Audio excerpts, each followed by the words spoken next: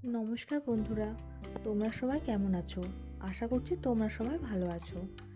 তোমরা হয়তো ভিডিও দেখেই বুঝতে পারছো যে আজকে কোনো শাড়ির ড্র্যাপিং বা রেসিপি নিয়ে আসিনি।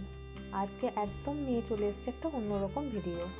তোমাদের মধ্যে যাদের গ্রামে বাড়ি তারা হয়তো বুঝতেই পারছো, এটা মোড়াই তৈরি হচ্ছে। তো এইটা খড় দিয়ে তৈরি হচ্ছে মোড়াইটা। তো এর মধ্যে ধান আছে, যাতে করে ধানটা ভালোভাবে সংরক্ষণ করে রাখা যায়, কোনো রকম পোকামাকড় বা ইঁদুর এসবের হাত থেকে যাতে করে রক্ষা করা যায়। তো তার জন্য এর মধ্যে ধানটা প্রায় 1 বছর বা 2 বছর পর্যন্ত সংরক্ষণ করে রাখা হয়।